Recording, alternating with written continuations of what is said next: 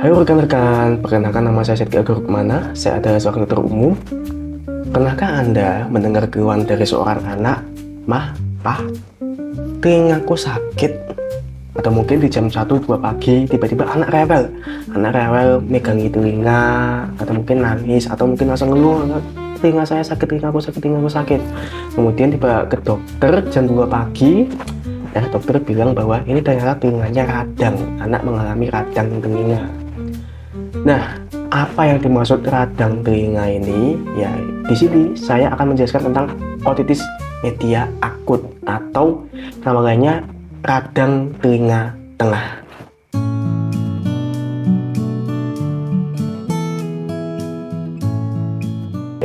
Jadi, otitis media akut itu sesuai namanya adalah radang telinga tengah. Otitis media akut ini kebetulan sering terjadi di anak-anak. Justru setelah ISPA, radang telinga tengah atau otitis media ini adalah diagnosis kedua tertinggi pada anak dan seringkali terjadi pada anak berumur 6-24 bulan. Bisa terjadi juga pada orang dewasa, tapi paling sering pada anak-anak. Nah, apa yang dimaksud dengan telinga tengah, dok, dan mengapa bisa radang? Begini, telinga itu dibagi menjadi 3. Ada telinga luar, telinga tengah, dan telinga dalam. Telinga luar kita adalah bagian daun telinga, kemudian bagian-bagian daun telinganya sampai di liang telinga yang bagian luarnya. Nah, di tengahnya itu, telinga tengah adalah bagian yang meliputi gendang telinga dan juga tulang-tulang pendengaran telinganya. Nah, itu juga tuba eustachi yang nanti berhubungan dengan leher. Jadi ada hubungan antara telinga dan leher kita. Nah, hubungannya itu dinamakan tuba eustachius. Nanti ada telinga dalam. Telinga dalam itu melibatkan tempat di mana ada saraf-saraf pendengaran, yaitu cochlea dan juga kanalis semicircularis yang nanti akan berhubungan dengan saraf-saraf pendengaran yang berhubungan di otak. Sekarang berbicara tentang radang telinga tengah itu, ini kenapa saya bicara tentang telinga tengahnya? Karena yang paling sering terjadi radang adalah telinga tengahnya, dan tentu saja yang paling problematik biasanya. Telinga tengah ini bisa meradang karena berbagai macam hal. 1, karena infeksi, 2, karena alergi, 3, bisa saja pengaruh faktor eksternal. Nah, infeksi jelas bisa karena virus atau bakteri. Kemudian alergi tentu berhubungan dengan genetik. Ada orang yang mungkin cenderung lebih gampang alergi kena radang, maka ya bisa juga membuat radang pada telinganya. Kemudian faktor lingkungan seperti paparan asap rokok, kemudian kurangnya nutrisi anak, kemudian juga apapun itu yang mungkin yang membuat anak menjadi kekebalan tubuhnya berkurang, itu juga bisa meningkatkan risiko terjadinya dari otitis media. Nah, sekarang bagaimana kok bisa otitis media itu terjadi? Otitis media itu sebenarnya itu seringnya terjadi karena ada radang di bagian lain dulu. Nah, bagian apa? Tenggorok kita ini. Misalkan kita sedang mengalami radang tenggorok, ya. Tadi saya beritahu bahwa ada suatu saluran menghubungkan antara leher dan juga liang telinga, dinamakan tuba eustachi. Nah, tuba eustachi ini sebenarnya berfungsi untuk menjaga agar aliran udara, ventilasi di dalam telinga itu semakin baik atau tetap terjaga. Nah, kenapa kok perlu dijaga? Karena jika misalkan dalam telinga itu dia sirkulasinya udara tidak baik, maka akan meningkatkan tekanan di dalam telinga dan juga menyebabkan berbagai macam pertumbuhan bakteri. Nah, itulah yang terjadi pada radang telinga tengah. Awalnya, radangnya terjadi di tenggorokan, misalkan flu atau mungkin radang-radang karena lainnya lagi. Nah, tuba eustachinya ini dia bisa ikut meradang. Jika dia meradang, dia akan menyempit. Jika tuba eustachinya menyempit ini, tekanan di dalam telinga tengah itu akan semakin tinggi. Nah, tekanannya maksudnya adalah tekanan negatif. Jadi, bayangkan seperti semakin radang, semakin terhisap bahan-bahan yang masuk ke dalam telinga. Tak terkecuali seperti bakteri, virus, itu juga bisa terhisap di dalam telinga karena tekanan negatifnya meningkat. Nah, karena penumpukan bakteri dan juga radang yang semakin parah ini, ya lama-lama terjadi infeksi. Nah, infeksi ini bisa menyebabkan radang juga. Radangnya nanti akan menghasilkan suatu cairan nanah atau sekresi-sekresi yang isinya itu adalah sel-sel radang ataupun intinya ya infeksi itu. Nah, jika misalkan nanti sudah terjadi pengeluaran cairan itu, lama-lama cairannya akan mendorong gendang telinga kita. Nah, gendang telinga kita itu kan jika misalnya terdorong akan terasa sakit. Nah, dia akan semakin terdorong, akan semakin radang juga, lama-kelamaan bisa berujung ke berlubangnya gendang telinga ini. Nah, intinya kondisi otitis media ini bisa berujung ke kebocoran gendang telinga.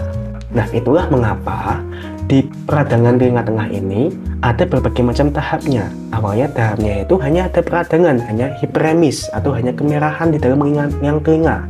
Nah, lama-lama nanti akan muncul nanah atau muncul cairan yang keluar dari telinga itu, nanti akan mendorong dari gendang telinganya, disebutkan dengan bulging. Nah, intinya setelah bulging, setelah supurasi, setelah intinya cairan itu dia mendorong, semakin mendorong, lama-lama akan perforasi atau akan melubangi gendang telinganya itu. Nah, gejalanya pun juga berbeda-beda setiap tahapnya. Awalnya jika misalkan anaknya itu mungkin mengalami radang, itu akan mengeluh nyeri. Nah, nyerinya tentu di bagian telinga. Mungkin anak juga sedang mengalami batuk pilek, sedang radang tenggorok. Lama-lama anak mengeluh nyeri di bagian telinganya. Tentu saja ada gejalanya juga, seperti rasa penuh, rasa seperti telinganya ditarik. Nah, rasa penuhnya itu juga berhubungan dengan peradangan dan juga cairan yang keluar itu. Mungkin pusing, rewel, tidak bisa tidur, tidak mau makan, muntah itu juga bisa. Nah, karena ini infeksi, kemungkinan besar menyebabkan demam. Jadi, jika misalkan anak demam dan ada nyeri pada telinga, bisa saja itu mengarah ke otitis media. Nah, itulah mengapa saat diperiksa, misalkan anak mengeluh ada nyeri pada telinga, maka dokter akan melihat telinganya menggunakan otoskop. Kita lihat, kemudian kita lihat apakah ada kemerahan, apakah ada bulging atau gendang telinga yang menonjol, apakah ada cairan yang keluar, atau mungkin apakah gendang telinganya sudah bocor. Nah, jika misalkan dari gejala-gejalanya itu dan dari pemeriksaan fisik kok mengarah otitis media, baru mungkin dokter mempertimbangkan, oh emang ini telinganya radang, maka harus diberi obat. Nah, apa saja penanganan dari otitis media ini? Penanganannya itu intinya adalah dua. Satu, meredakan peradangannya. Dua, menangani infeksinya. Untuk meredakan peradangannya tentu menggunakan obat-obatan anti radang. Jika radangnya tertangani, maka biasanya gejalanya juga tertangani, karena yang menyebabkan gejalanya itu adalah peradangan. Kemudian infeksinya, yang namanya otitis media ini kan dia sebagian besar karena infeksi, maka sangat baik atau kadang memang diperlukan, ya sebagian besar diperlukan menggunakan antibiotik. Nah, antibiotik ini harus dihabiskan, karena jika misalkan tidak habis maka tidak ada gunanya untuk mengobati telinganya itu. Nah, ada juga yang bilang di beberapa negara bahwa otitis media itu memang tidak harus berikan obat, tetapi ya itu setiap negara itu berbeda-beda. Memang intinya yang terbaik tetap diberikan obat anti radang dan juga antibiotik. Nah, terlebih lagi, misalkan sudah keluar cairannya, misalkan sudah perforasi atau sudah berlubang gendang telinganya, yaitu terlebih lagi harus diberikan antibiotik untuk mencegah infeksi-infeksi lebih lanjut. Nah, misalkan kok anaknya itu dia itu mengalami radang telinga yang berulang-ulang kali, mungkin setahun tuh bisa sampai 4 kali, 5 kali, dan juga mungkin seringkali menyebabkan ada lubang di gendang telinga, yaitu mungkin tidak hanya obat saja, bisa saja dokter menyarankan ada suatu tindakan pada gendang telinganya itu. Tetapi apa tindakannya? Yaitu mohon tanya langsung ke dokter THT yang menangani. Nah, sekarang bagaimana kira-kira kesembuhan pasien dari otitis media ini? Sebagian besar pasien penyembuhannya itu baik. Jika misalkan otitis media sudah tertangani, infeksinya sudah tertangani juga, maka gendang telinganya akan kembali normal dan tidak ada efek jangka panjang yang mengaruhi anak. Tetapi ada kasus-kasus yang sangat langka, tetapi bisa menyebabkan hal yang berbahaya. Tak terkecuali otitis media ini pada kasus yang sangat langka ini juga bisa berujung kematian. Kok bisa? Gini, karena telinga itu terletak dekat dengan tenggorok kita, ya jelas karena di dalam tenggorok kita ya, maka infeksinya itu bisa menyebar. menyebarnya itu bisa disebut dengan komplikasi intratemporal atau intrakranial. Komplikasi intratemporal itu intinya adalah suatu komplikasi yang berhubungan dengan di sekitar telinganya itu. Mungkin nanti ada, yaitu sebenarnya kebocoran gendang telinga itu juga komplikasi. Kemudian dia bisa menyebar ke tulang-tulang pendengarannya, bisa menyebar ke tempat-tempat lain di sekitar telinganya. Nah, kemudian jika misalkan sudah saking parahnya, dia bisa menyebar ke dalam otak atau intrakranial. Nah, jika sudah menyebar ke otak ini, bisa ada radang selaput otak, radang di otaknya, atau lain-lain. Nah, ini ada komplikasi yang sangat serius. Jadi, jika misalkan ada komplikasi intratemporal atau intrakranial ini, itu sudah penyakit yang parah dan bukan sekedar penyakit radang telinga lagi saja. Nah, di sisi lain, kalau misalkan dia tidak mengancam nyawa, memang ada komplikasi yang cukup mengkhawatirkan juga, yaitu adalah autisme dia itu jika dibiarkan saja dia bisa mengganggu perkembangan anak. Maksudnya gimana? Gini, kan gendang telinga itu perlu untuk pendengaran, ya.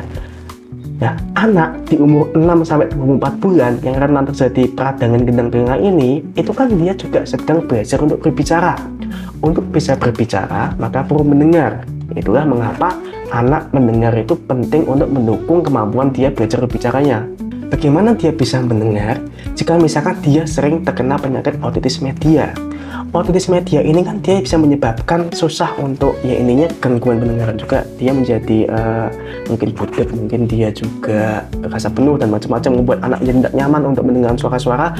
Nah, jika misalkan autisme dia ini berulang-ulang sering terjadi, dia kan bisa mengganggu anak untuk mendengarkan sekitarnya. Nah, jika dia susah untuk mendengarkan sekitarnya, dia bisa berpotensi mengembangkan bicaranya juga terhambat. Maka, autisme dia berulang jika tidak ditangani, bisa berpotensi menyebabkan gangguan bicara anak. Jika misalkan sudah terjadi gangguan bicara, maka ya harus ada terapi bicara, itu kan lebih sulit lagi. Jadi memang kesimpulannya, autisme dia ini ya seperti flu, cuma lebih rumit. Intinya, perlu obat, tetapi jika misalkan sudah ditangani dengan baik, maka kemungkinan sembuhnya sangat baik. Tetapi pada kasus yang sangat langka, jika misalkan dia kok jadi komplikasi yang parah, maka itu sudah komplikasinya itu bisa berpotensi serius dan juga tidak terkecuali mengancam nyawa. Nah, maka hikmahnya adalah jika misalkan dokter sudah menyarankan menggunakan obat untuk menangani radang telinga ini, maka harus dihabiskan. Saya yakin anak-anak itu sangat sulit untuk minum obat, tetapi itulah bagaimana peran Anda, mungkin juga peran saya suatu hari nanti sebagai orang tua untuk memastikan anak itu meminum obatnya. Karena jika misalkan anak tidak minum obat, takutnya kedepannya penyembuhannya tidak bagus. Jadi begitu yang bisa saya jelaskan tentang autisme dia. Semoga saja yang menonton ini semuanya sehat-sehat saja. Sekali lagi ini juga musim dingin ya, musim yang sering jadi batuk pilek. Jadi ya siapa tahu kan Anda sekarang sedang mengalami autisme dia juga. Nah, itu sarankan saja untuk segera ke dokter.